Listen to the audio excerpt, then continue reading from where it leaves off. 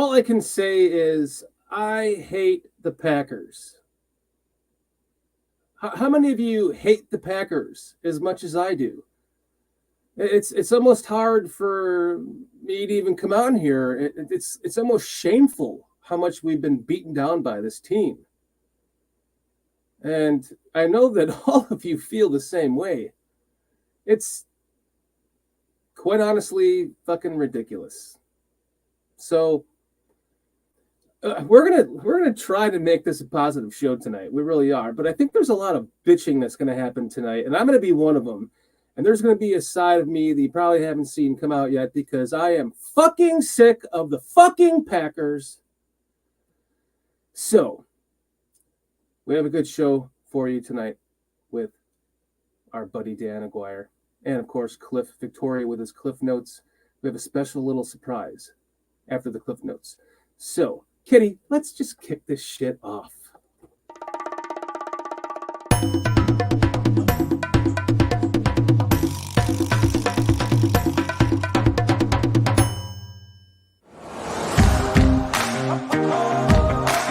Bears country. Where is it? It's in your man cave. Your home. Your car. Your local bar. Your city. State. It's across the world.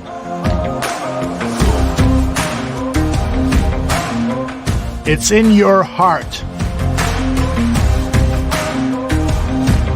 And it's here. The Bears Country Podcast.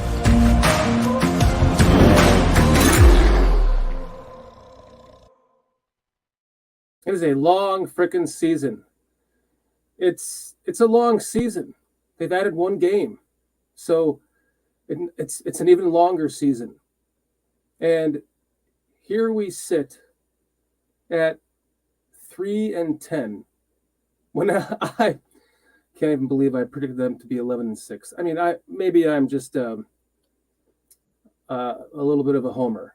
So I really thought with the schedule that they had and everything else, extra playoff game, extra game in the season, they could make the playoffs. And it's here we are again with our dicks on our hand after another Packer loss.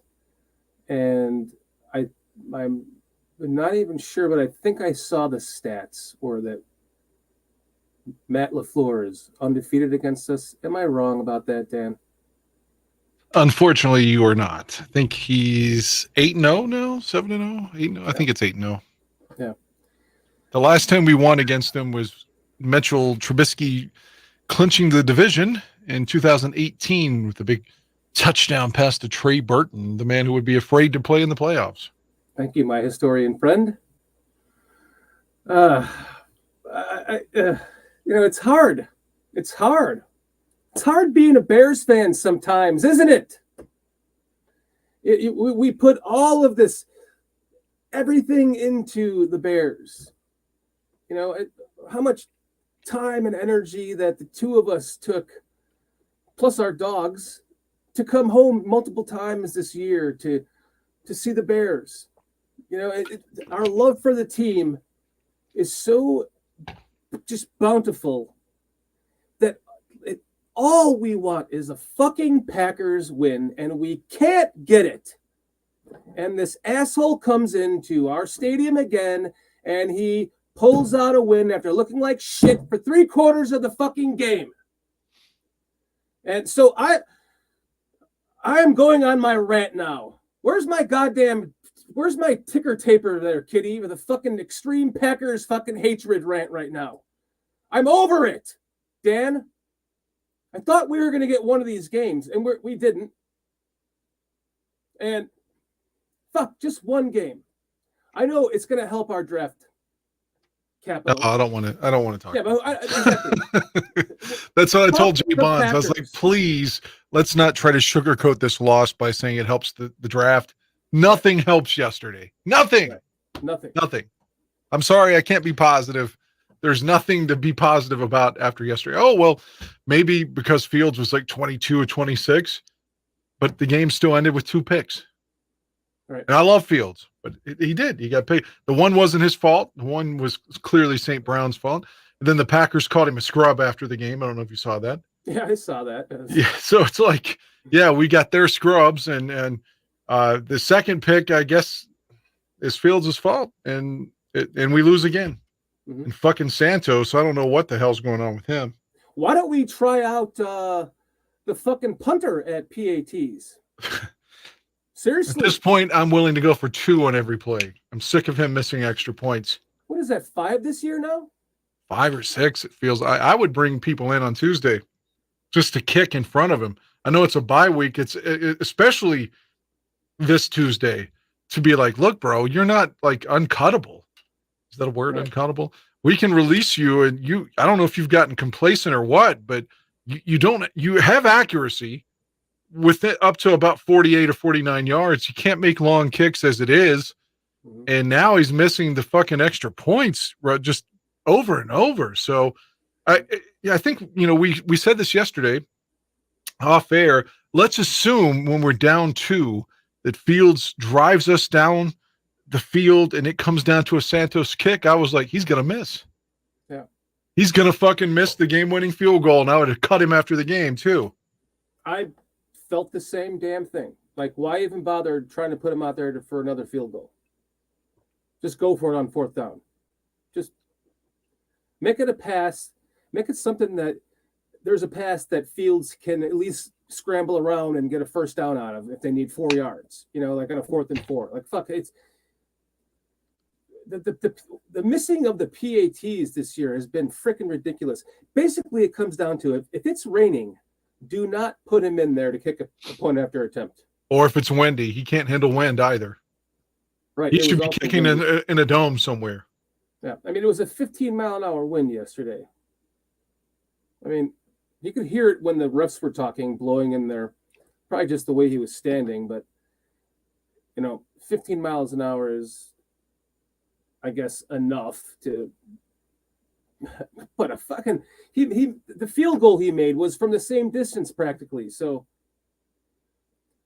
it's just frustrating when we didn't lose the game on special teams, but we've lost a lot of games on special teams this year because of special teams. So they find new ways to lose. And it's to me, and I'm sure you feel the same way, it's not like I'm watching the 2022 Bears shit their pants in the 4th quarter or get conservative in the 3rd quarter and blow a lead. I've seen this story since 1992, the last 30 years, over and over and over. Now, there have been a couple of games the Bears won within that when Lovey started to flex his muscles a little bit, 05, 06, 04, that era, 07. Right. But for the most part, since Mike Ditka, from Wanstead on, they've been kicking our ass. Right. And it's not like I'm just watching that game. I'm thinking about games from 94 and 5 and 6. And so it's just like, it's hard to be positive. And you knew once the score was 16-10 and you missed that PAT, it was like, just sucked the fucking life out of everyone, because you knew at that moment, either we're going to lose by, at that point, I just thought we're going to lose by a point. It's that fucking simple. And then they kicked that field goal and went up by a point, and I thought we're going to lose by that point. And then, of course, then we can't stop an end around. Right. With their rookie that who should have gotten he should have gotten a 15-yard taunting penalty when he scored, by the way. Oh yeah, right. Remember that year when they were all over that shit? Yeah, like last year when we were in Pittsburgh and they called a taunting penalty for no reason on the linebacker. The guy did his little karate kick. Yep. Yeah. And yesterday he's showboating into the end zone, diving and flipping around, all this shit. And no flags thrown though. They're allowed to jump in the stands too because they're Green Bay. No other team can do that. They said it was grandfathered in. And we saw the same exact pass interference penalty against the Packers that we saw against the Bears that they didn't call. And we both fucking said, if that was against the Packers, they would have called that on them. Right. But when this game is just it's just they had to have their Packers win this just to take the all-time lead, right? It only took them 102 fucking years to do it. So you might as well give them the game in whatever fashion that you can. I mean, seriously, it's the same thing with it's the same thing with every Packers game, and it's like I need a hammer just to hit myself on the head every fucking time I'm watching a Packers game, because it's the same fucking thing. It's the sign of insanity, Dan. You keep doing something over and over again with the same result. That's watching a Bears-Packers game. it doesn't matter what the lead is, it's not safe. It's never safe. And when again, it's supposed to be 17-3, he misses the extra point, and I'm like, oh fuck. Well, there it is. I knew there was going to be something, and then they have that drive with 2 interference penalties, and suddenly they're on the goal line. Mm-hmm. It's like the officials are like, we've got to get them back in the game. Got to get them back in the game. Mm-hmm. So they have a 3-play drive and score. I'm like, oh, we've had it now, man. The momentum is definitely fickle and turned to the other side. Mm-hmm. So I can't sit here and be positive. I mean, it's another year, another game, another loss. You just knew it was coming the whole time. You knew it was coming. It's just like, oh, here we go. The point after attempt is missed. They're going to come back. They're going to at least win by 1 point, if not more. And then Rodgers started to get his little mojo with his new toy. And that's like the thing that I fear the most is him having to build a repertoire with him like he had with Devontae Adams, and he turns this Christian Watson, who has this speed, into another like major threat that we have to worry about for the next. I mean, how long is he going to fucking play? He's 38. Is he going to play till he's 45? Because he certainly doesn't look like he wants to be out there playing, and the look on his face half the time. But if you hear him talk, he wants to play as long as he can. One more thing to bitch about. One more thing I want to bitch about. It's like, so after the end around, Green Bay's aggressive and goes for the 2, which would make it a 9-point game. And honestly, that's the smart move. It's like, why do the Bears always it's just like, oh, they're going to get it. It could have been the 85 Bears defense. The team always, anytime a team goes for 2 against us, we can't stop it. Someone's wide open every fucking time. And it's like, Eberflus is supposed to be some defensive mastermind along with his bullshit coordinator, Alan Williams. And these guys can't stop. I mean, fuck, man, it's just sickening. I'm at the point, like, I know we're going to hear about, oh, we've got cap space and we've got money. Fuck, I'd almost like tell these dudes they're one and done and hire somebody else. What can you do? I know it's not going to happen, but. Well, as a defensive coordinator, what can you do with that defense, though? I mean, everyone's playing really hard. You can give them that. But that defensive line is shit. Well, at times there's they just won't make adjustments. Like how many times, like it feels like their problems could be solved if they didn't have such a reluctance to like bump and run or a reluctance to blitz, although they've been blitzing more recently, but earlier in the season, well, like yesterday, even Rodgers got hit 1 time the whole game. It's just like, man, you have to be willing and not be a pussy. You have to be willing to sacrifice a 20-yard pass to hit him.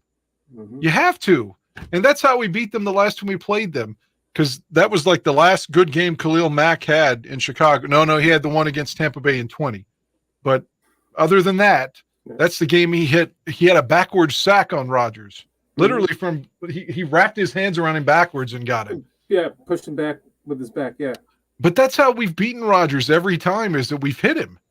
And the 25 times or whatever that he has beaten us, we just let him stand there. What pisses me off the most about this whole thing is that we lost the all-time lead. We had the most wins in the NFL for all of this time. And we fucking just lost it to the fucking Packers. And I mean, if there would be any other team to lose it to, it would have to be them. But I mean, it took them that long to catch up to us. Yeah, 30 years of wins, 30 years of victory. So, over and over. Let me think. Since 92, we swept them in 07. Is there any other year between that we swept them? 05, right? We won on Christmas Eve or Christmas Day with Rex. Did we beat them earlier in the year in 05 in Chicago? We won the division in 05, yeah. Was by sweeping them, yes.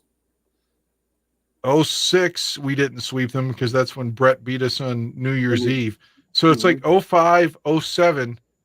Those are the only times that we have swept them since Ditka's last season. 2010, we beat him in the first game, and then we lost in the last game, let him into the fucking playoffs. Right. We give Lovey credit. They tried. We lost 10-3. It's not like he set people down. I mean, right. They earned it that year. They beat us. They did. That's true. But again, like, to the point. Fuck the Packers. All right. We've probably been ranting on this too long. Let's bring in Cliff, because Cliff's got a Cliff novel for his Cliff Notes. If Cliff's going to tell me how this was a good loss and he's okay with it, I'm going to mute my mic. I'm not going to retort. I'm just going to sit back and let you guys.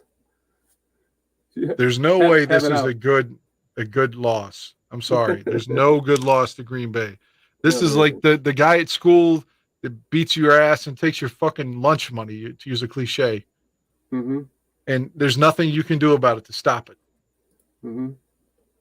It's just the bully over and over and over. Same thing over and over again. It's like, and it's every day you're walking to school, you get beat up and you have your lunch money taken from you. That's the Packers. Yeah. It's like that little.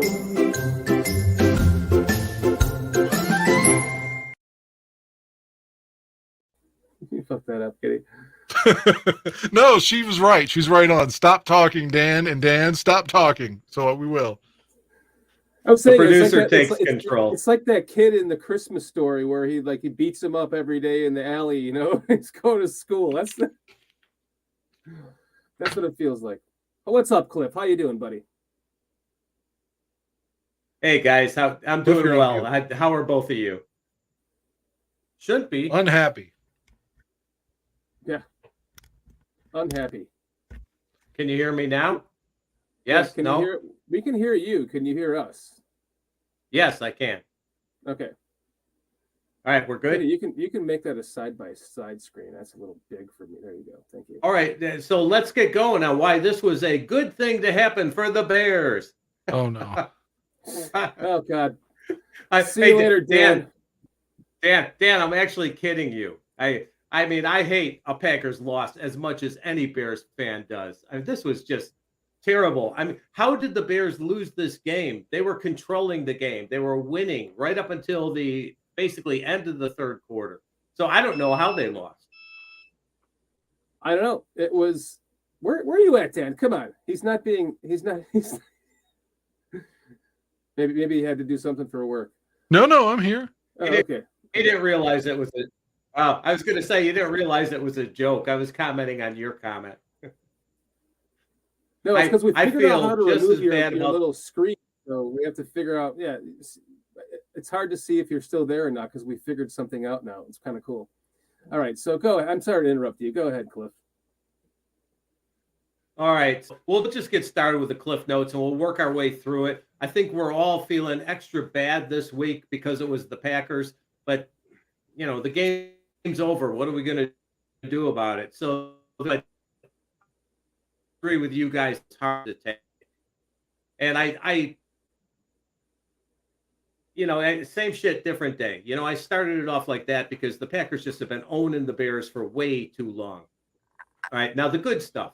Number one, Justin looks healthy. I was concerned when he had the shoulder issue. Is he going to be out for 3 weeks or the rest of the season? But, it's nice to be young where you can just come back from, if I got an injury like that, I'd be down for a month. So, it's good to be a kid. I was terrified seeing them putting him in on a QB sneak because of that shoulder. But apparently he was okay. Good to see. Surely looks that way. He wasn't even really wincing or anything. Once he got into the game, it didn't seem to bug him. All right, sure. Now that cortisone shot helped. Hey, yes, I'm sure. And the good cortisone, the NFL cortisone. Yeah. So, all right, the game gets going. Now, Justin, there's a great play design where one Bear receiver goes downfield and then EQ cuts to the sideline. He's wide open. And Justin throws a really good pass to him. It's nice to see Justin throwing more accurate passes. Now he's saying that he did overthrow. Pocket was amazing yesterday. It was his best game from the pocket for sure. Exactly. Yes. No, he did overthrow Komet a little bit after that. So not perfect yet, but improving. Listen, he threw 2 interceptions and no touchdowns, but I'll take the interceptions for now because he played so well in the pocket yesterday that you have to just allow that time. It's going to come. He'll stop throwing the interceptions like that. I know there's a lot of chatter coming around saying that he's not a clutch quarterback, and I'm like, what the fuck are you talking about? He had so many clutch moments where he drove them down the field and they couldn't finish it on the goal line, or Smith Marset getting it stripped, or Villas Jones fumbling a punt. I'm done. Go ahead, Cliff. Well, when we get a bit further in, I've got some comments on those 2 interceptions because I rewatched them several times. All right, but anyways, getting back to the Bears' first drive, Packers had a spy on Justin. Teams are starting to do that all the time, and it helps them sometimes. Other times he runs right by him. But this time the spy stops Justin. They kick the field goal, 3-0. Now, Packers get the ball. DHC had a nice play. Looked like he was blitzing, and he gets a tackle for loss. It takes Jones down in the backfield. So, do you recall that play where he just goes right into the backfield like he's heading for the quarterback, and then the running back's right there, and he takes him instead? No, so I don't recall that. Excellent memory, Cliff. It was right at it's not so much memory. I'm not Dan Aguirre, that's for sure. Do you remember that play, Dan? I do not. Wow. Stumped us both, Cliff. Shit, good job. Yeah, it was right at the start of the game. It was the Packers' first sequence. And Jones gets the handoff. He starts running to the left, and Houston Carter is right there and takes him down. So good to see. Then Sanborn comes in. Another tackle for Sanborn, and the Packers punt. So good job, Bears. 3-0. Yeah, Bears get the ball first half back. was a great game by the Bears. Yes. And that's what it always ends up coming down to. It's like they can only play one half well against the Packers. It's fucking annoying. I think I give them credit for being as down due to injury as they were. They had rookies playing, they had subs playing, and they were still dominating the game for at least the first half. They did a great job with the staff that they had for the game. That's for damn sure. I agree on that. And, we always have to remember that Bears have the lowest salary in the NFL. So, I want to see what's going to happen next year when we actually have some stars on the team. All right, on. Number 3. You guys probably remember this play. Komet does tap dances down the sideline. He does his impression of some Hollywood actor, dancer, catches the ball, dances sideways down the sideline. Great game. Nice body control for a big guy like that. And he kind of he held his he was keeping himself in bounds, trying not to fall out of bounds. Yeah, it was awesome. Right, right. Hey, Dan, I know you didn't like Komet first of all, but has he earned your trust now? Yeah, I've put the sword in a couple of times saying that I was wrong, that he wasn't a bust. And honestly, I'm happy. Like I wanted him to be successful. I wanted Khalil Mack to play great, but he didn't. I'm just giving examples of tirades that I've gone on that Right. Mack was overrated, and it was proved to be correct in my opinion. And Komet, was proven to be wrong. And I'm gleeful to say that, yeah, we've got a tight end. So yes, he has definitely earned my fandom, and I wanted him to be successful, considering that he grew up a Bears fan. The same thing for Sanborn. Mm-hmm. I'm happy to see that they're. Nice to have homers. I'm glad to see that they're Excuse me. developing a connection where he's starting to find him. Because moving forward, that could be really good. Yeah, give them another year or two together, and we won't have Kelsey, but maybe we'll have Kelsey Jr. So okay, moving on. Run, Justin, run. All right. The Bears continue the drive, and Justin Fields takes the ball. There's a guy coming in on him. He jukes the long TD while outruns again. Once again, Justin Fields running for a touchdown despite the spy being there. What do you think, Shorty? I mean, just watching it you're like, I can't believe he's doing this again. He set another record yesterday with like the most touchdown runs plus 50 yards in a season or something. Wow, especially with him having a bad shoulder. I know it's not his throwing shoulder, but the fact that he even wants to take off and run, it shows that he's resilient. He's a true leader. Man, this kid is awesome. And it's hard to actually like think about moving forward as a Bears fan, not having a quarterback our entire lives. Like, wow, I don't even know what to do in the offseason without having to scout a quarterback anymore. It's like we're always scouting quarterbacks, and we're done with that now for a while. It feels great. Well, the kid is a football player. I mean, he's definitely a football player. And once he gets his passing working, he's going to be one of the best quarterbacks in the league. Do you have anything to bitch about? Dan wants to bitch about stuff, Cliff. Do you have anything to bitch about? All right, here we go. Here's something for him to bitch about, but it's for Rodgers. Rodgers is a crybaby. You hear that, Packer fans? Rodgers is a crybaby. He throws an incomplete pass. And is it the fact that he threw the ball badly? No. Hey, refs, they did something. I don't know what they did, but they did something. It must be a penalty because I could never throw a bad ball. Several times during the game. He's such a little bitch. Come on, Dan. Yes. Oh, I hate him. I hate the motherfucker the way the Israelis hate the Palestinians and vice versa. That's what I want to hear, buddy. Fuck Aaron Rodgers.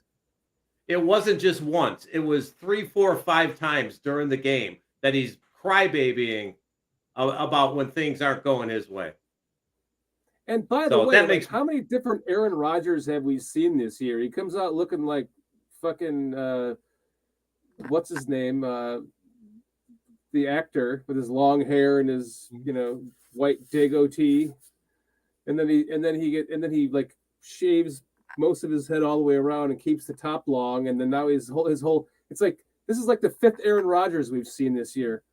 I think he cut off his gray beard. Yeah. Which is ironic because according to Jeff Pearlman's book, like as soon as he met Brett Favre, he said something like, "Hey, grandfather. Hey, grandpa, look at your gray beard," or something like that. Now he's the gray beard fuck. Well, he's Mr. Prim and Proper again. Maybe he thinks he's 25. But actually, Shorty, he just had his birthday, so he's 39 now. Getting 1 year away from 40.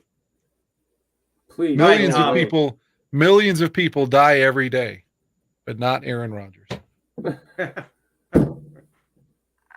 Well, I don't want to wish for anybody's death, but I would like to wish for a retirement. Hilarious. All right, here, moving on. 57 is the real deal. Every week we're seeing Sanborn make tackles all over the place. I'm not missing Roquan at all. I mean, Mhm. I just like Sanborn as a player, as a person, and the effort that he puts into each game. He makes a tackle on one side of the field, and then immediately the next play, he comes back and he outruns Jones. Jones is running to the outside. Sanborn catches him and tackles him. He's an undrafted free agent, and he holds the Packers to a field goal basically single-handedly. Mhm. So you guys got some praise for Mr. Sanborn? He's I like think, the go ahead, defensive Dan. version of Tom Waddle. Yeah. The undrafted white guy out of nowhere who's suddenly like a folk hero. Although Waddles was way more on a national level than Sanborn's, but that's kind of who he is right now. Just like, where did this guy come from? And I like him better than Roquan too, in the sense that Roquan again disappeared at times, and you get that sense that he was sort of like the entitled, like I deserve $25 million a year or whatever. And it's just like, this guy is going to give you everything he's got for like $100. So not that he wouldn't get paid later, but I'm just saying, like, he's not saying, like, hey, I need $20 million to make these tackles. Right. And Roquan, like I said, just a sense of entitlement. And you got the other guy who's willing to bust his ass for a minimum contract. So how can you not root for the guy who's willing to do it for almost nothing? Right. And I was thinking that the reason why the Bears traded Roquan is because they thought they might be able to get the same production on paper. The tackles, the sacks that they call for, the interceptions possibly. He almost had one. He should have if it wasn't for a shitty penalty again. And now yesterday he had 9 tackles by halftime. I was like, holy shit, how many tackles is this kid going to have? And I think with Roquan, it was several factors. One, they were concerned about signing him next time. 2, he's, as you guys are saying, he's sort of a dick. And then 3, he takes games off where he's not playing 100% the whole game. And with Sanborn, every time I see him playing, it's 100%. So I hope he stays on the Bears for his career. Me too. I was saying, going back, and again, not trying to tug on my own dick here, but earlier in the summer, when everyone else was saying that this would be with Aldo and myself, they were just saying like, oh, he's a top 3 linebacker. And I'm like, I don't see that. I don't see him as a top 3, top 5, maybe top 10. But I always thought he's kind of like Allen Robinson. Like, as Bear fans, we sort of like want him to be the number 1 receiver, so we pretend that he is, and was always overrated. He had a great playoff game against Philly. I won't take that away from him. I don't mean to sidebar too much, but that's the same way I felt about Roquan. I was like, yeah, I would like to see him get re-signed. It's not like he sucks, but he's not as good as people were saying he was. So with that in mind, I think one of the main reasons was Ryan Poles was like, probably, no, I'm just guessing. Ryan Poles was like, I'm not giving this guy that much money. He's not that good. Mm-hmm. So let's fucking move him. And like you said, he's representing himself, and he's sort of an asshole. Mm-hmm. So if you look at what the Bears defense, they've been playing a lot of, two linebacker defense, with Roquan and now with Hunter Hillenmeyer. So that's another reason why I thought that they could just make the transfer and get the tackles, because if you look at Roquan now in Baltimore, yeah, he's not getting the same tackles like he was on this team because he has a better front line. But, they know that Jack Sanborn is a tackling machine. They knew it. And kudos to them. Speaking real quickly, front line, I don't know the defensive line coach's name, but I'm not sure why he hasn't been fired yet. It feels like every guy and I like Watts. I really do. He's a big body, reminds me of Akeem Hicks in a lot of ways, or Warren Sapp. But even so, every defensive lineman just stands up. Like flat-footed as soon as the ball is snapped, and it's just like, who's coaching this? It feels like they're there in a pillow fight. Well, look at the When talent you guys- they have. You're saying they should get more out of the talent? A technique could go a long way. It just feels like immediately they're on their tiptoes, flat-footed. As soon as the ball is snapped, everybody on the front line, it just feels like they're there. Like, it's just the analogy I keep thinking is a pillow fight. It's, dude, like, run some stunts, use some speed, something, like, do something different. Don't just stand there. You know, it feels like immediately they're getting pushed off the ball because they're standing flat-footed. When you guys were talking about the defensive line, I mean, I've been thinking lately that is the biggest weakness on the Bears right now, more so than the offensive line even, because they are not putting pressure on people. Like you were saying, you know, Rodgers had what, one hurry or one touch or something. Somebody his uniform was ridiculous. clean. Yeah. All right, moving on to your cliff notes here. What's next? All right, here, number 7 for those following at home and in the chat. Number 7, Claypool fumbles and goes down hurt. That scared me a little bit that he got hurt. You know, and Packers recover the ball. That's the first turnover. Now, Justin had time in the pocket on this drive, and he was accurately. And what I saw there is the future Justin Fields. You give him 3 seconds, sometimes 4 in the pocket, and he is good with hitting receivers with the ball. It looked like Claypool was down, too.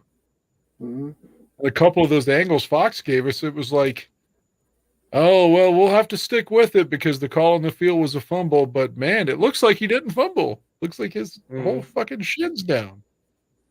Wait, Paul It was just too close for them to reverse it. If it were the other way around. Paul Clark says, Rodgers saluting the fans yesterday and tell everyone how he loves Chicago made me want to puke my guts out. I didn't see that. Did you guys see that? Yes, I saw it after the touchdown. Fuck that guy. I saw all the hugs. Chicago is second home, you know, because he always wins there. Did you hugs at the end of the game between Bears players and Packer players? All sorts of Bears players are hugging Rodgers. What?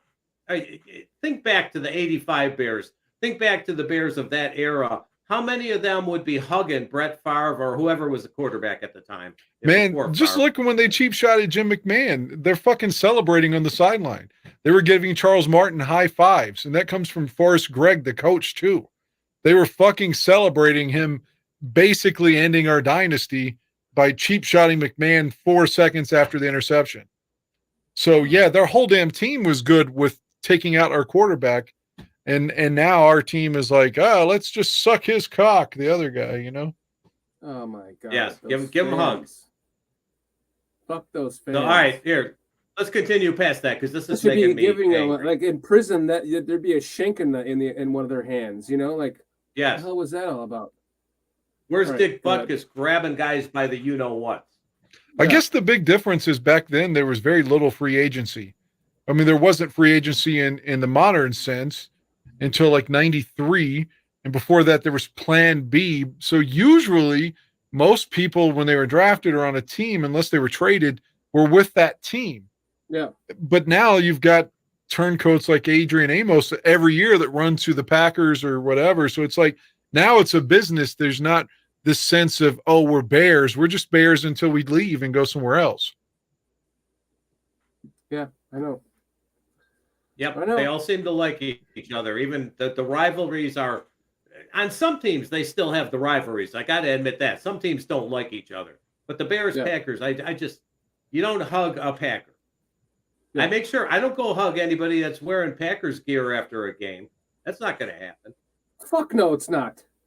Jesus Christ. All right, moving on, Cliff. All right, Rodgers thinks he's the bomb. All right, they're down 10-0 or something, 10-0, 10-3, whatever it is. But he throws 3 long passes in a row, including a bomb on 4th down to the end zone that fizzles out, and Cobb misses it badly. So what's Rodgers think? He thinks he can throw the ball anytime. You know, he reminded me of Cutler right there. You know, thinking he's so great he could just throw it anywhere. Wait. Bill did a great Jay. He was at the game yesterday. Careful who you're talking to there, Cliff. Yeah, Jay's kid had a Fields jersey on yesterday. Yeah. Well, I mean, I like Jay Cutler, but I'm just saying that he was always very confident that he could put the ball anywhere. Yeah. Well, even when he couldn't. Accuracy is sick. Yeah. All right. Before All right, we get on to cliff note number 10, I want to first say, 9. fuck. Oh, we're not on. Oh, okay, go on. Go ahead. I fucked up. All right, here, we'll do the 9 one because it's like a part 2 of number 8. Fields is the bomb. All right, the Bears have the ball on their own 37, and Fields throws a long bomb, ends up right in EQ's hands. EQ juggles it a bit. Come on, Bears receivers, stop juggling the passes. The ball, the announcer says he couldn't have placed it in his hands any better than thrown it that way. So, that's a long bomb down to the 7, and it's a pretty pass, and it's a perfect pass. Mm-hmm. And then an absolutely perfect pass. So that's the kind of good things that I take from this game. I hate losing to the Packers, but I am very impressed with how Justin was throwing yesterday. All right, now to finish up the thought, Montgomery powers in for the touchdown. Next play. And Montgomery, I didn't really mention him at all today, but he had another decent game. Mm-hmm. So keep Montgomery. And then Santos misses the extra point. That's the one you talked about. 16-3 Bears. Just a fucking travesty. That was the moment in the game that got the air sucked out. You're like, are you kidding me? Again, the Packers, really? You couldn't save this for the next game? I'm going to just John Fox it and call him Carlos. Yeah. He doesn't deserve to be Santos. called Cairo. Carlos Santos. All right. Before we get out of number 10, I want to first say, fuck Aaron Rodgers, and then we'll be right back after this.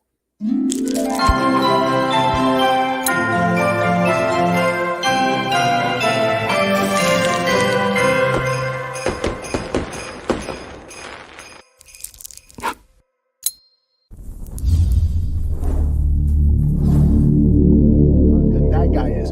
Any of the young guys that you want to highlight right now? The other Jones Mm-hmm. from Ole Miss. A scout told me about him Ole Miss was one of his schools.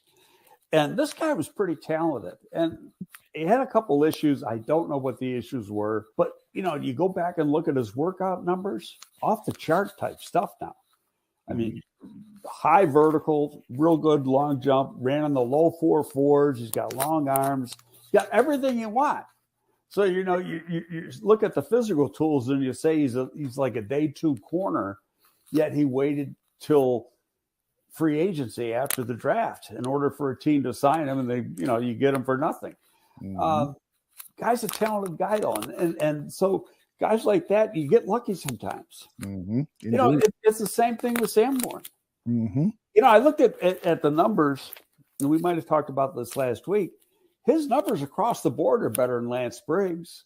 His 40, his shuttles, his jumps, they're all better than Lance Briggs. Not by a lot. Right. But Briggs went in the 3rd round, and this guy goes undrafted. Mm-hmm. Briggs ran a 4.78. Sanborn ran a 4.72. Mm-hmm. Wow, I did not know that.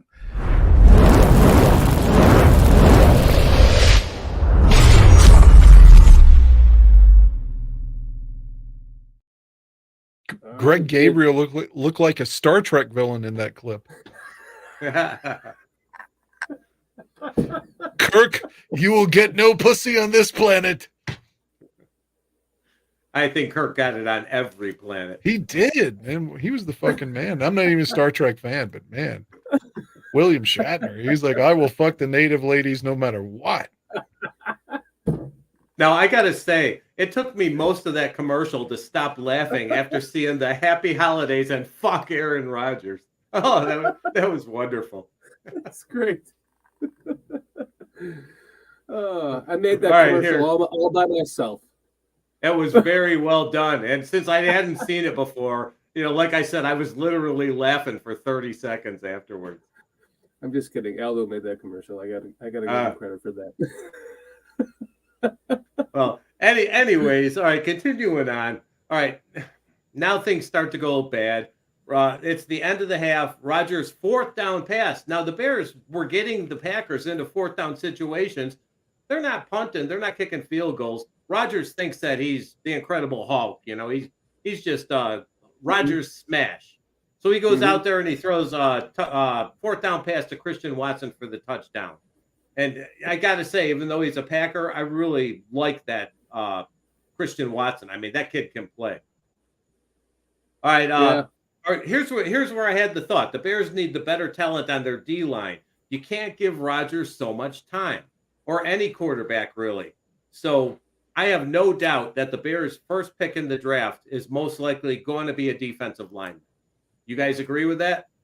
100%. All right. It's a possibility. I mean, I could still see polls saying, "Oh, we didn't draft Justin," and drafting a quarterback or drafting an offensive lineman. They're just a litany of scenarios. But yeah, perhaps so. You know, that now that you say that, the worst like acquisition we've had during this entire season, I think, was Justin Jones, the 3-tech. He's just been awful. But the guy from the Chargers, Ogunjobi probably would have been better. Yeah, exactly. I mean, even if he was hurt, you have to have a big pig next to that guy, no matter who it is. They're not going to succeed. They don't have the talent on that defensive line right now to do jack shit with in this 4-3 defensive line. They just don't. It's going to take, Travis Gibson. He was better in the 3-4. We don't have that Ted Washington that's next to Armin Watts that is going to, eat up that. Hey, can I give you a pop culture reference? Yeah, sure. Kirstie Alley just died. No, are you kidding? No, I remember from Cheers. Yes. She was 71. That's terrible. She died of cancer. That's awful. Yeah, wow. Moving on to the next cliff note. Yeah, sorry to hear it. Sure. I she was a babe when she was younger. She put on a little bit of weight. On Cheers, man, she was. Yeah, on Cheers, she was hot as a motherfucker, man. Well, rest in peace to her. 71 is too young. I'm approaching. 10 more years, I'll be 71. All right, here we go. All right, Justin knows where the line of scrimmage is. Did you guys see the play where the entire D line is coming in on him from both sides? He works his way up ahead of him, and then he's thinking, should I run? No, there's a receiver, and then he stops before he goes across the line. Justin can learn. He's learned from all of his mistakes. He rarely makes the same mistake twice, and that's been one of my biggest fan things about him. Is like he learns from his mistakes and he moves on and gets better. And you saw that he stopped. Beautiful little pass to Komet for. Yep, accurate pass. That chemistry is being built between him and Komet for sure. Definitely. And unlike Trubisky, he learns. Yeah. I don't think that Trubisky has nearly the ability to learn from people that Fields does. Right. Okay. One of the plays that of note was Darrington Evans bursting through the line. He does a quick sideways step, and then he hits a big hole. So this is good for the offensive line too. They gave him a truck-sized hole to run through, but the whole center of the line is all jammed up, and he goes sidestep around it and then quick burst of speed. He's quicker than Monty off the start. I was literally saying at the time, I'm like, I wish they would use Darrington Evans more in this game. Oh, that was a nice run. That was like, thank you. It was amazing. It was a nice run. That kid he's quick. He's got that shifty running back. He just looks like a good little shifty running back. He has the running back look, if you will. And he gets through, and he's quick. He's that same little compliment to Monty that Herbert was, before he got. But he's actually probably quicker than Herbert. So, yeah, Herbert's not bad either. I think we can say Ebner who now. I think he's faded definitely to fourth on the team, and we'll see if he improves in his second year. He just doesn't look the part. Nope. As I've said, he doesn't look anything like he did in college. Maybe it's because the pro players are quicker, but he doesn't have it. And so we'll give him. I would say give him one more year, and after that, you got to think about drafting or picking up another running back, Saquon Barkley. All right, moving on. All right, the usual penalties. Number 13. Yeah, how appropriate. Number 13, the usual penalties. They start to get the Bears again. Keeps the Green Bay drive going. Multiple Bears penalties help that drive along, and gets Green Bay just momentum building. So the Bears definitely need to work on penalties again. Start of the year, they had so few, and now, it wasn't a terrible game, but it was bad enough. One of the least penalized teams in the league in the first half of the season, and now it's just exactly the opposite. Right. So okay, number 14. 14, Fields launches another bomb. And this time it's to N'Keal Harry, 45 yards in the air, perfect pass, and N'Keal Harry does what these other receivers don't do. He gets the ball. He goes up and he comes back and he gets the ball. He's got that catch radius. It was a beautiful catch how he caught it, fell down, flipped on his back, and then flipped back up on, did a tumble roll back up onto his feet. It was perfect. It was a beautiful pass, a beautiful catch. I like everything I've seen about him. Me too. Just, the fact that he wasn't getting any playing time the last 3 or 4 weeks is just a fucking sin. I mean, see what you got with this guy. And I think he's your third or fourth receiver next year. I think he's that good. I would agree with you. Yep, I'm on the same page. All right, let's so get I to don't know 15. what. All right, number 15, Santos. Okay, the Bears got stopped. And Santos decides that even though it's a short field goal, he's going to kick the ball low right into the Green Bay Lions' hands. So kick it higher, Santos. Yeah. It's not like he's not kicking 50 yards. Kick the ball up. I don't. Nothing to say. Moving on. All right, now here we go. This is where I have some comments on the receivers. All right, that first interception from a contested catch. Now, EQ is very slow coming out of his break. He's running. He's supposed to turn. Fields already has the ball long in the air. So the EQ has to turn and be there for the ball. He's taking his time while the Green Bay player isn't. The Green Bay player is rushing to cut him off. If EQ had stopped on a dime, turned, and moved back 1 yard towards the ball, it would have been an easy catch, or interference. But no, he doesn't. The Bears receivers don't seem to do what good receivers do, which is. And J. Alexander called him a scrub. Yeah. So. And St. Brown said today that he texted him to apologize. I'm like, God, why would you say that? It just makes it seem worse somehow. I don't know why, but Jair Alexander text Brown to say I'm sorry. Yeah. Oh, fuck that guy. Yeah, I'd say fuck you and fuck Green Bay too.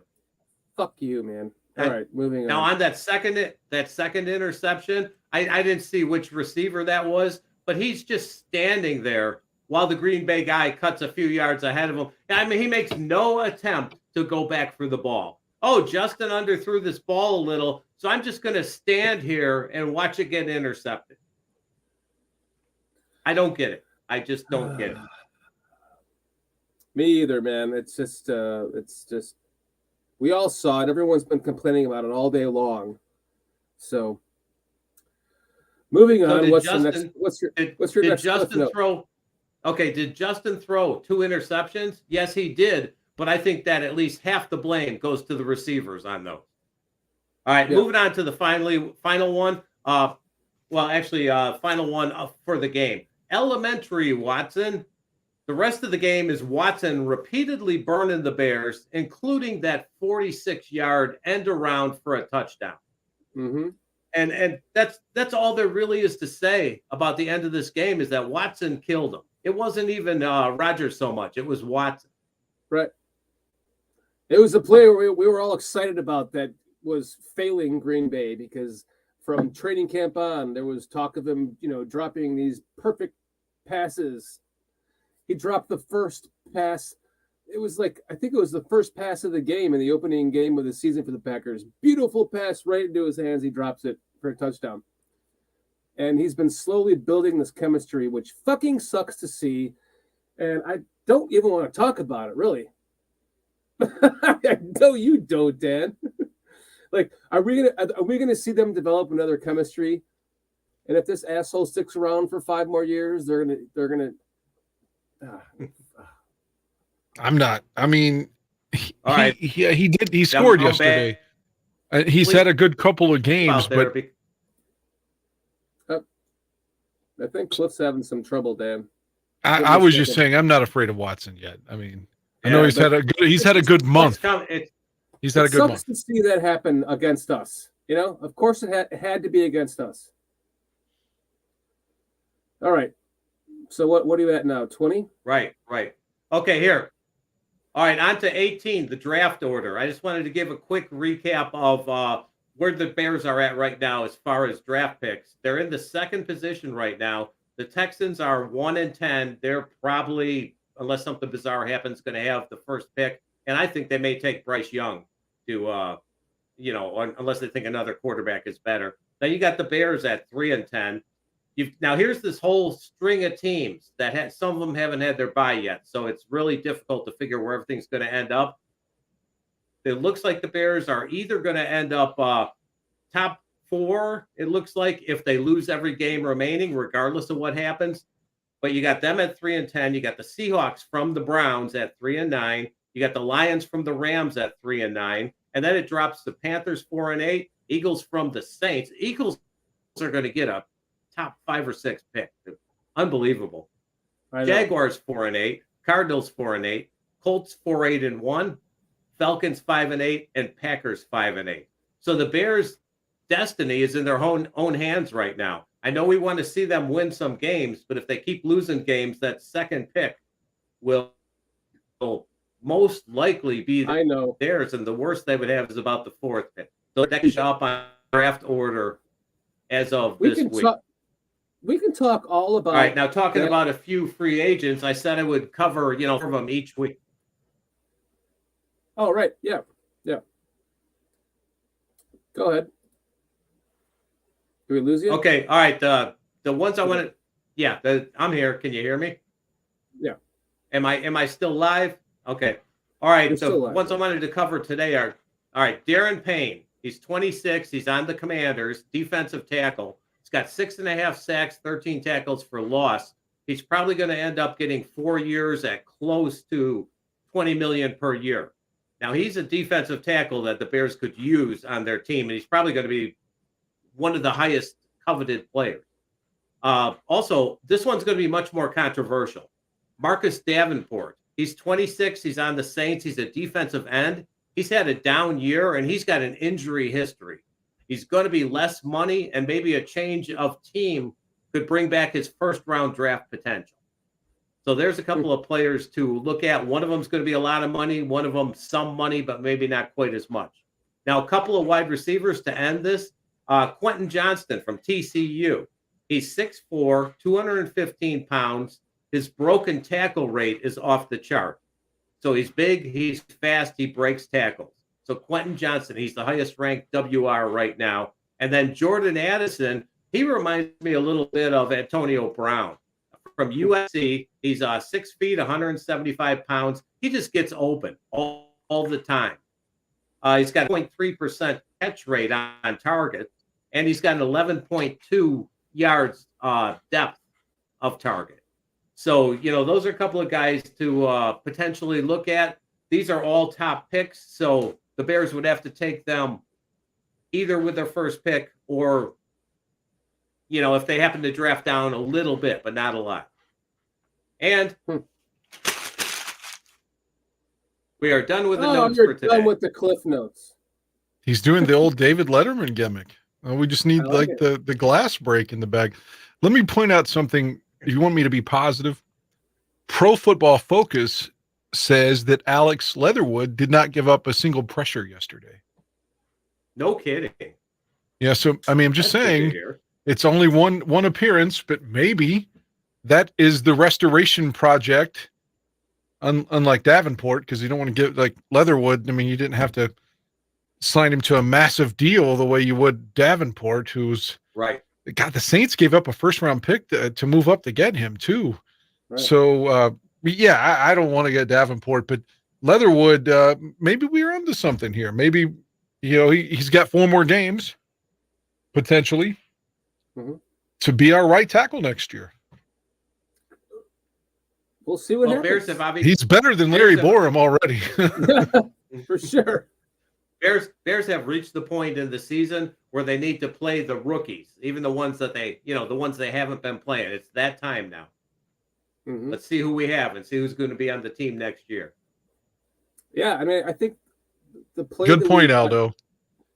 The play that we got from Still 10 good snaps, though. 10 good snaps. Let's be optimistic. Yeah. Well, let's see 20 next week. If we can just keep going forward, playing these young players, getting some production out of them. I mean, the fact that we played the Packers with that many young players playing in the game and only lost by that much, I guess, is something to be positive about too, if you want to be positive about things. So yeah, I mean, we all know that it's next year now. I was trying to be optimistic. I thought it could be this year. We can make the playoffs with the strength of schedule and the extra game and the extra playoff game, and it's not going to happen. So tonight's show is about being shitty still. So we're going to get all this shit off of our chests tonight, and we can move forward the rest of the week and try to take some positivity. But for tonight, fuck the Packers. And Dan, I have there you go. Fuck the Packers. I have a special little guest. Hey, before he comes on, hey Shorty. Yeah. Hey Shorty, before he comes on, my internet's continue. It's fucking crap. See, I'm losing it. It's losing the internet. Oh yeah, it hurts my ears. Get the fuck out of here, Cliff. So go watch some Monday Night Football. All right, so I'm gonna say goodbye to you guys. I will see you next week. All right, buddy. See you soon. Whew. He's right. That internet connection was shit, wasn't it, Dan? Even Aldo's shitty show. He couldn't hear us at all, I don't think. Yeah. All right. Well, Dan, I have a special. It's your buddy here. Your buddy Sonny Yovanovich. I want to bring him on because he wanted to talk some Bears with us. So, Sonny, how you doing, buddy? What's going on, fellas? How are you? Can you guys hear me good? Yes, sir. Sorry to keep you waiting so long. I wanted to keep it a surprise for Dan. No worries, no worries. First of all, I appreciate you having me on your show. It means a lot. I know. I talk to Dan pretty much every Sunday. We share some messages about the Bears, but I'd also like to give a shout out to my girl. I sent her a link. I know she's coming home with my boys, so shout out to them, and have a safe drive. Oh, I'm sorry. I just saw your private chat that you were saying, please hurry up. I'm sorry. No, you're good, man. You're good. So this worked out perfectly, man. So how you feeling, man? How you feeling about this season, Oh, man. You know what? The season, disappointing. I'm not going to lie to you. There was a lot of games, especially the beginning, that against the Commanders, to name the one right off the bat, I thought we would beat them. I thought we would beat the Jets. Because I always knew that Zach Wilson wasn't it. I always talked about that from the beginning. There's a lot of games that I felt that we just sort of we were close, very close in them, but we couldn't get over that hump. Mm-hmm. I was telling Dan this morning, actually, I sent him a message. This loss against the Packers, man, it sucks. I wanted him to win because let's be realistic here. Rodgers will be in Hall of Fame. And one thing I didn't want to do is watching 30 for 30 one day, let's say 30, 40, 50 years from now on, where there's always going to be that's part of his legacy now, the Bear Killer Rodgers. And I wanted to beat him so we could, I don't know, put a stop to that, but we couldn't do it. If anything, he waved at our house, he waved goodbye to us. But all we can do is just shut up and take it. And it sucks, man, because for that reason alone, I know there was a lot of fans that was talking about like, oh, I want us to lose so we can get a better draft pick. Man, fuck the fucking draft pick, man. We had number 3 overall, and we picked fucking Mitchell Trubisky. That don't mean shit, man. So you better get the guy. That's a fucking losing mentality right there. If Sonny were a woman, I would kiss him. Well, you can't have a fucking winning mentality with that fucking attitude, especially against a fucking rival like. Wait, hold on a second, Dan. You can still kiss Sonny because if you remember correctly, I kissed you. Yeah, and it felt weird having a beard touch my face, but yes. I'm not homophobic. I'm just saying, though. But Sonny, everything Sonny was saying is on point. I mean, I agree with everything he was saying. I mean, it just, fuck, man. Rodgers, I mean, just how many more of these are we supposed to fucking withstand? I mean, come on, man. At some point, can't we just beat him?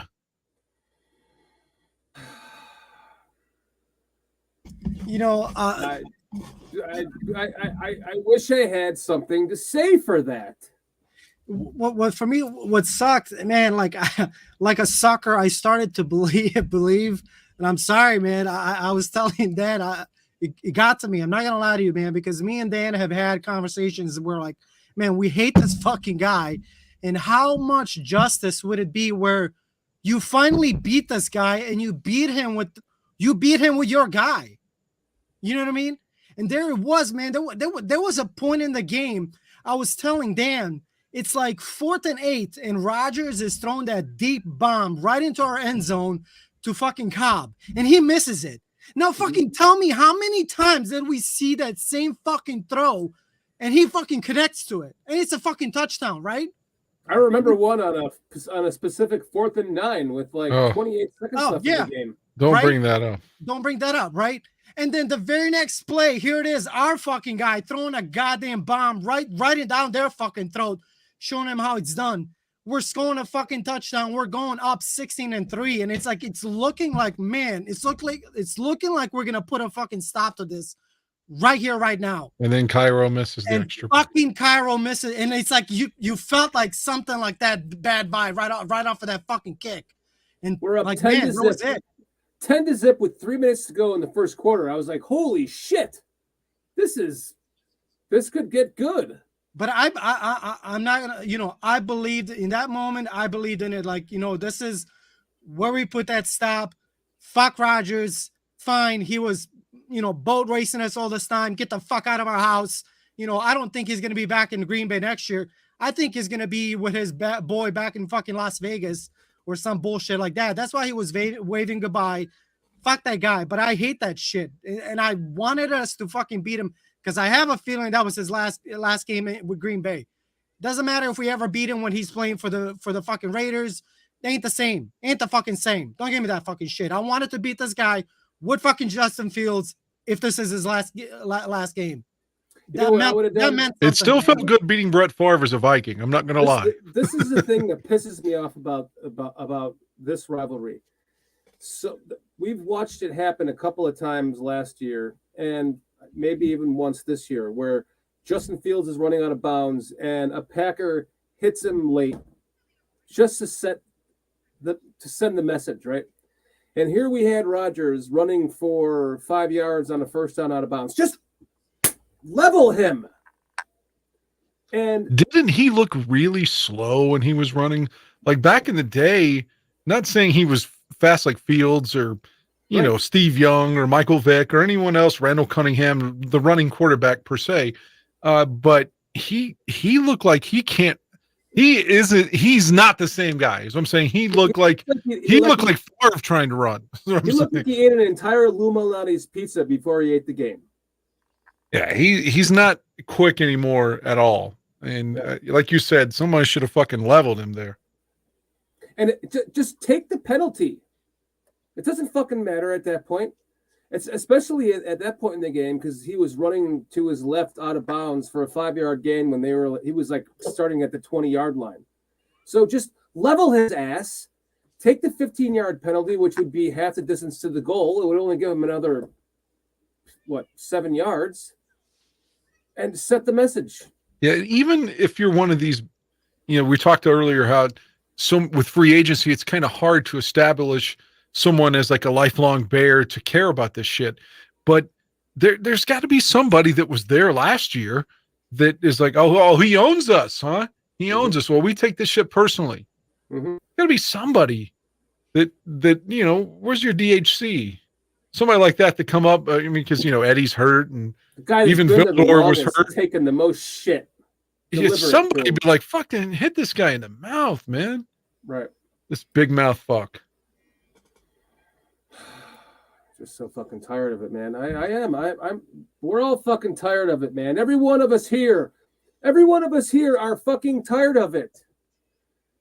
And if we could have just gotten this one win and lose the rest of the games of the season, it would have been fine. We'd be fine with that. I mean, you probably wouldn't be, Dan, but I mean, at least if we had the Packers win. Yeah. It would have soothed the burn. There's no, I know that some people will say, oh, that's bullshit, but I do agree that this game matters more than most. So I do think that a win yesterday would have, even if they dropped the Final Four, would have meant something. And not just to me or you or Sonny. It's like, we know Virginia McCaskey is like, dude, I'm almost 100. Like, come on, man. I don't know how much time I have left. Beat these fucking guys. I mean, she cares. George cares. People can say they don't like the McCaskies, but they at least love the Bears. On January 5th, she's going to turn 100 years old. Damn. And if she lives to be 101, or if she lives to be 101, yeah, and doesn't see another, this could very well be the final Packers-Bears game that she saw, and we lost it. Just put that in your back pocket. Think about that when you're thinking about the owners of the team. Like, we are not shit compared to what the fans of, say what you want about the ownership. They are bigger fans than we are. They want to see wins more than we do, if you can imagine that. And you can damn well be sure that she wants it more than anyone. And we're failing her in the final fucking 30 years of her life.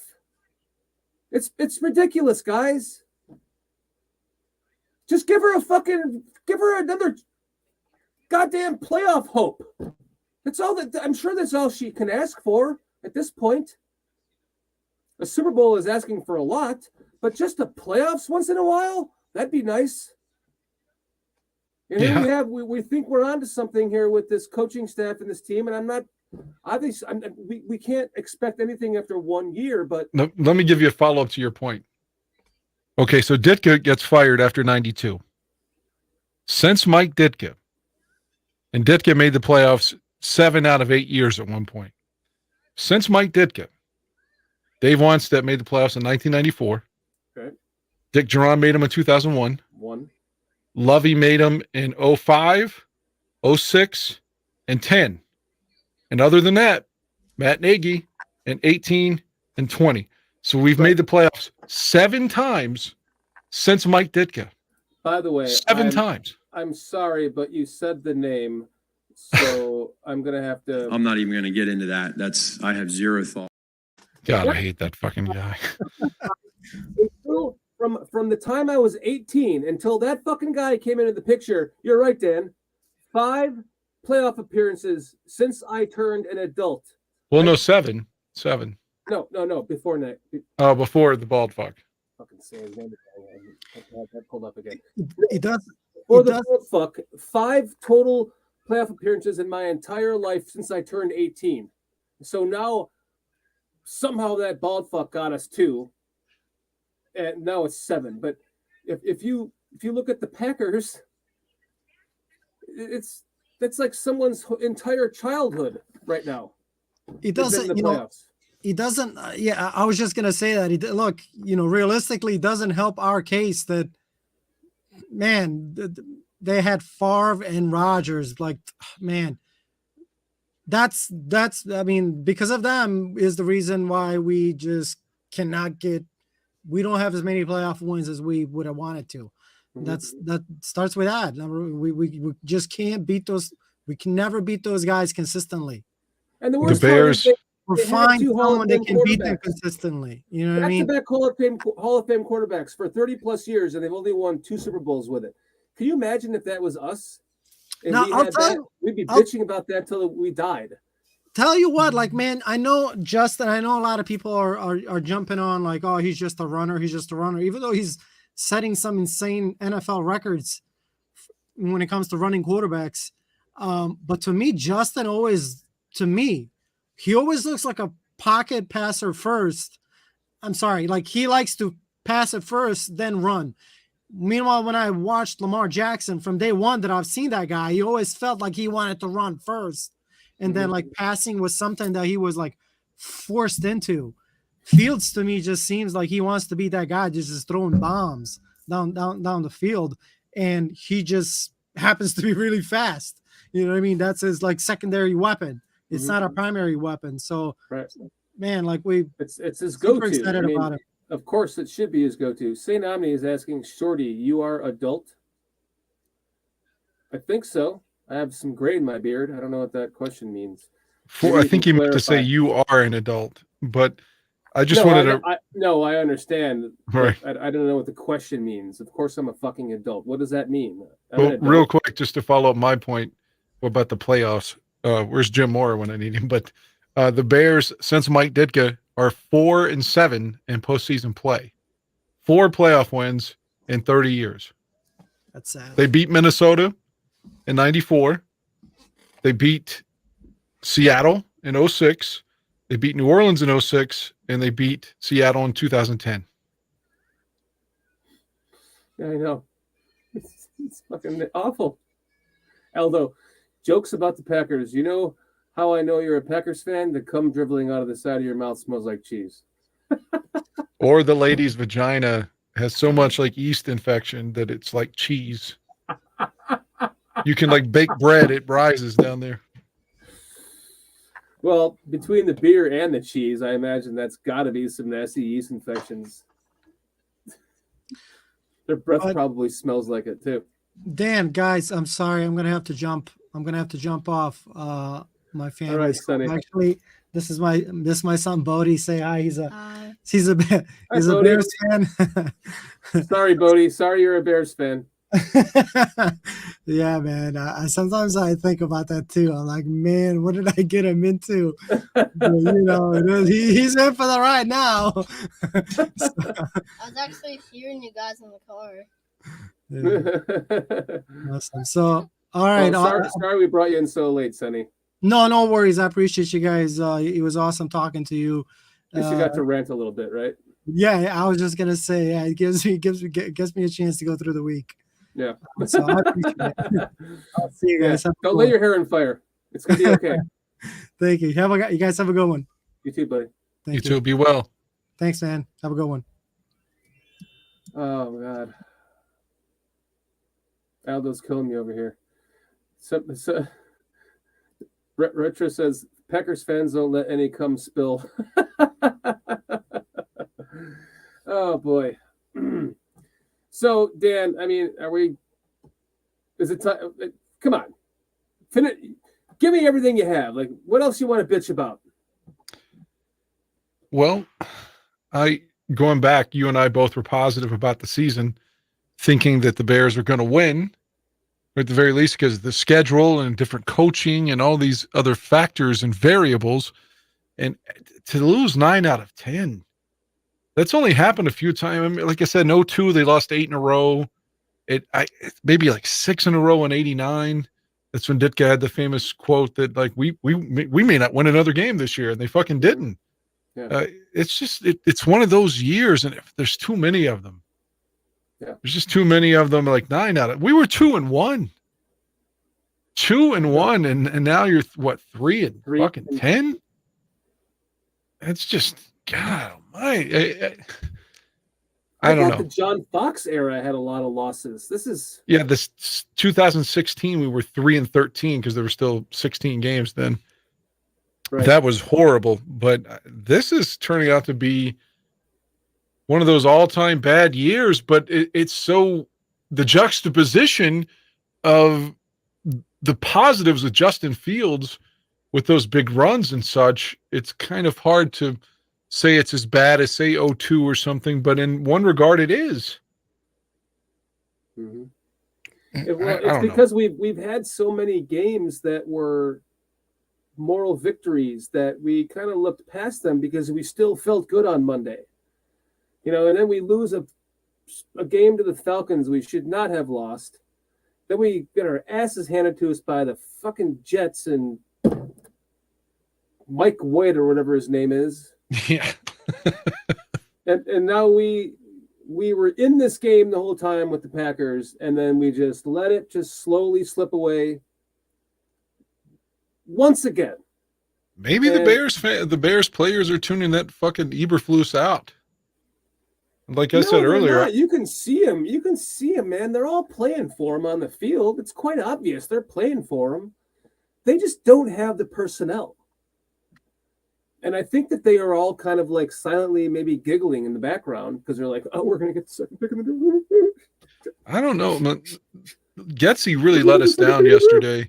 The play calling in the third quarter and fourth quarter was so conservative. It's like they were sitting on a lead, and it's so transparent to everybody else watching that you have to keep playing this game aggressively because the officials are going to start giving Green Bay the fucking calls, and we got to be fair. Rodgers is Rodgers. Mm-hmm.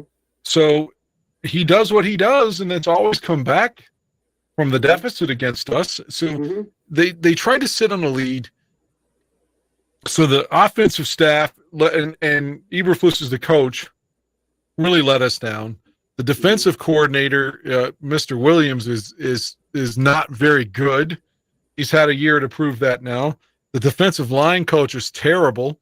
And what about the fucking special teams with Hightower? Like, you got Santos missing extra points all the time. And like we've talked about all the bad punt returns from Velus Jones and almost fumbling. And it's just like, it feels like the coaching staff isn't doing their job here. Did you see the interview with the special teams coach this week? He seemed nervous. He should be. He should be. Yeah. That's one of the. We can say that we have enjoyed a wealth of special teams here in the mid 2000s, right? I mean, we know what we know what that difference makes to a team to win, right? Yeah, of course. And now we're seeing it this year. Well, they sucked with that guy. Games. That guy that was the coordinator under Fox, they were terrible underneath him too. I can't think of his name now.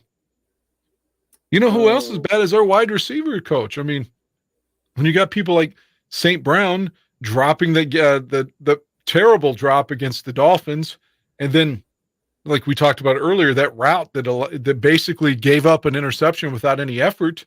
Right. Yesterday, when it's a timing route, so Fields has already thrown the ball, and he's just like lollygagging. Right. Where's the hit system that Eberflus was beating his dick about earlier in the fucking spring?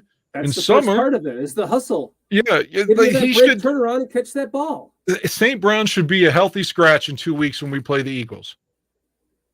He should not. He's like, dude, you've blown 2 games now, 2 games, and I was a supporter of his because I thought, well, fuck, the guy's making the league minimum, and our coordinator vouches for him. So he kind of got screwed in Green Bay. So, but like they said yesterday, he's a fucking scrub, and he seems to have proven that now.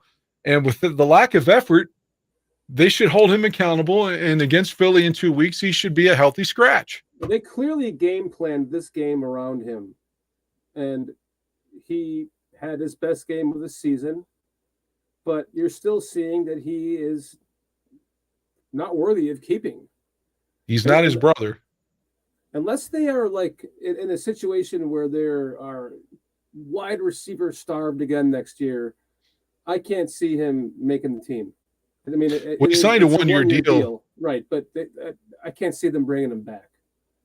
Yeah, yeah. And But I let's mean, talk about Velus Jones. Like, why isn't that? Where are the quick passing plays that are designed for Velus Jones to get yak? let me Because it just seems to interrupt me that that real that's quickly. what you need Let to me do interrupt for that this real guy. quickly. They have to stop that fucking bubble screen. It doesn't work every time. They tried that 2 or 3 more times yesterday, and every time it lost yardage. Right. Can you please quit calling that? I think Valus may have been one of those yesterday. The play they always called a Mooney. I think one of them was the Claypool, and then one was the Valus yesterday. And it never works. It loses fucking yardage over and over and over, but they keep running. When Nagy was here, pardon the reference, they always did that little flip. That little flip to the fucking tight end. I'm not even going to get into that. I have zero thought. Stop. You know what I'm saying talking the about? The name, shovel pass, the little shovel pass they did to the tight end over and over and over. Dan. Yeah. Like, and it never worked. And Getsy does that with that little fucking bubble screen. Yeah. It's just, God, quit running that fucking play. It's not working. Go to something that's working better. Yeah, why not against Philadelphia? I realize that St. Brown's a good blocker, but fuck, you've got Pringle's a good blocker. So And maybe he has a longer contract. Yeah, maybe against Philadelphia, your starters should be Claypool and Pringle, and make Velus Jones your fucking third guy. Be like, dude, you're running pass patterns today. Go see what you can do, and of course, you can utilize Harry as well. But maybe you see what you got. Don't just try to give this little guy trick plays, little handoffs, because he fucking fumbles anyway. And of course, we saw in Dallas he dropped the deep ball. But I mean, give him a chance to rectify that, considering he's a third-round pick. I'm not going to shit on them for dropping that deep ball in Dallas, though, because they were driving the ball down our freaking throats. And if you would have caught that pass with like 4 minutes to go in the half, and they would have gone and scored, that would have given them the ball back. They probably would have come right back and tied it up. But they actually ended up scoring on that drive still, and they ended up taking off time on the clock and left them with less than a minute. So I'm fine with. It worked out for us. But someone was referencing, I'm sorry, reading the chat about Dowell Loggins and Adam Gase. Yeah. I wasn't talking about those guys. I was talking about the special teams coordinator under Fox. I can't recall his name. I was saying that the special teams was really bad underneath that guy too. I can't think of his name though. He came from Dallas when we got him. Can't think of his name either. I can see him in my head, but yeah, I thought he was an awful coordinator too. And then you had that guy. No, wasn't it the same guy that Nagy had? Because he kept him. No. Nagy's guy was the guy that played that. He was the coach of that one game when Nagy was out with COVID or whatever. Yeah, I don't mean that guy. I meant the guy that whatever Fox his name had. is. Fox had a different guy. That either way, special teams, as everyone will tell you, haven't really been the same since Dave Tobe left. Right. For the Bears. Clearly, right. So, I mean... and maybe Dave Tobe was helped out, obviously, by having Devin Hester. Right, of course. Because it's not like Dave Tobe's ever gotten a job anywhere else. I think he was in KC for a bit, and everyone said he should be a head coach, and he never got that opportunity because maybe most people know that, well, you're only sitting in this chair, sir, because you had 23.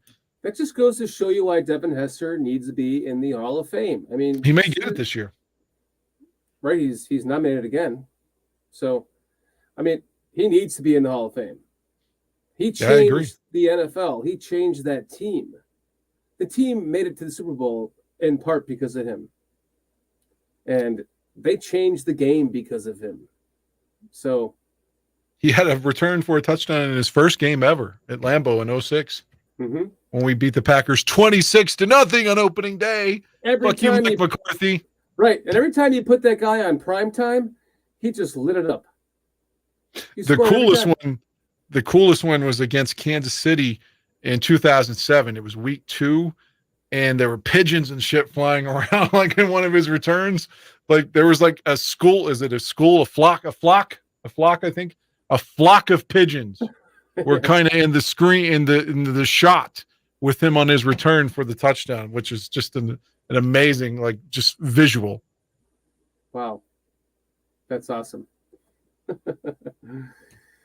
Oh, man. Well, I mean, yeah, here we go. Kitty was saving this. More Packer jokes from Aldo.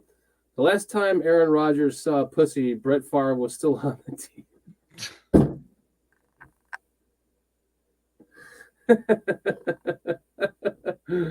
Oh, God. Another one. Once Aaron Rodgers retires, Green Bay fans will return to wishing they had running water and internet access. Maybe Cliff will too after tonight's internet. Oh, man. Well, I think that's a good way to wrap up this show. This is just, it's not been the season that we were both hoping for, Dan. That's for sure. No, I guess if we're going to be positive, I think. Please, let's be positive. I legitimately think as we were heading into week 1, there was a question: can Justin Fields justify the Bears, this new regime, investing in him? Mm-hmm. Can he become can he do something that says, okay, he's the unquestioned leader of the team, he's the quarterback moving forward? Mm-hmm. I would like to think in these first, 3-10, these first 13 games, 10 losses no less, that he still has somehow proven that he's the guy. And I think if we were being honest going into the season, if you told me that the Bears were going to be 3-10, but he acquitted himself to the point where the ownership and the coaches say, no, but we've got our guy, then I would say in itself, that's a small victory. No, that's a large victory. But the 3 wins and the 10 losses is really, really difficult to be happy about. But at least it feels like Justin Fields is the guy. Mm-hmm. And we haven't felt that way, Like I think we all maybe a lot of people may have felt when we traded for Jay that, we've got a franchise quarterback now. And I know he had his detractors from the start, but still on paper, it felt like kid's 26, has a rocket arm. How could this go wrong? And of course the Bears made it go wrong. Set up ready for this quarterback to come in and just take this team over, and boom, multiple Super Bowls. He almost got there once. And that was it. The window closed. That was a very exciting time. And you're right. He did almost get there once. It should have been, with the other injuries, with 7+ winning, what was he, 7-2, 7-3 when he got injured the other 2 seasons? They were 7-3 and 11, and they started 7-1 in 2012. Mm-hmm. And I know we're about to wrap up, but maybe it's because I'm in my 40s. But God, I gotta piss, man. Can you hang on? Can you talk to Kitty for a second? No, we can just wrap this up. All right, I've got to take a piss, man. I'm so sorry. Well, we will see you next week on Bears Country Podcast on the Barroom Network, and make sure you like and subscribe to this content, because we also have Bears Country Podcast on our own channel. So until next week, Dan, you ready? 1, 2, 3. Bears. He's gone.